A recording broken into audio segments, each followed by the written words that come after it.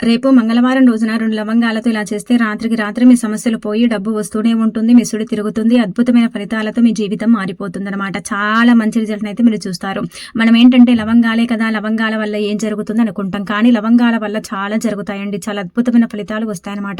లవంగాలు లక్ష్మీదేవి రూపంగా భావిస్తారు. లవంగాలతో చేసుకునే పరిహారాలన్నీ కూడా మనకు సిద్ధిస్తాయన్నమాట. లవంగాలు ఏంటంటే గనక ఒక రకంగా చెప్పాలంటే చాలా పవర్‌ని కలిగుంటాయండి.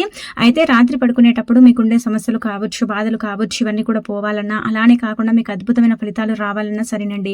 ఎవరైనా సరే, స్త్రీలు, పురుషులు ఎవరైనా సరే, కొంతమందికి ఏంటంటే పడుకుంటే నిద్ర పట్టదు, ఏదో చెడు కలలు వస్తూ ఉంటాయి, చాలా ఇబ్బంది కలుగుతూ ఉంటుంది కదా!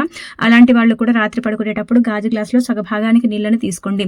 2 లవంగాలను తీసుకోండి, పువ్వుండేలాగా చూసుకోండి. అలా తీసుకున్న ఈ లవంగాలను ఏంటంటే రాత్రి పడుకునేటప్పుడు మీరు మంచం మీద పడుకుంటే మంచం కింద ఈ గాజు గ్లాసు పెట్టండి. 2 లవంగాలను చేతిలో పట్టుకొని మీకుండే బాధలు, మీకొచ్చే చెడు కలలు అవన్నీ కూడా చెప్పుకొని తల చుట్టూతో 11 సార్లు తిప్పి ఆ లవంగాలు ఏంటంటే గనక నీళ్ళల్లో వేసి మంచం కింద పెట్టి పడుకోండి.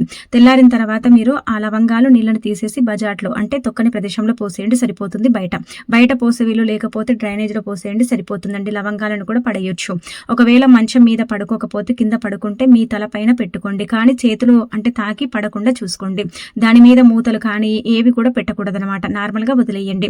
ఇలా చేస్తే మీకుండే కొన్ని రకాల సమస్యలు ఖచ్చితంగా పోతాయి. అద్భుతంగా ఫలితం వస్తుంది. దైవానుగ్రహం కలుగుతుంది. అన్ని విధాలుగా కూడా మీకు బాగా కలిసొస్తుంది. చెడు కళల నుంచి కూడా మీకు విముక్తి కలుగుతుంది. అలానే కాకుండా కళలనేవి ఏంటంటే గనక తగ్గిపోతాయని శాస్త్రాల్లో చెప్పబడుతుంది. కాబట్టి ఖచ్చితంగా అండి ఈ లవంగాల పరిహారం అయితే మంగళవారం పూట ఆచరించండి. ఎన్ని మంగళవారాలైనా సరే చేసుకోవచ్చు.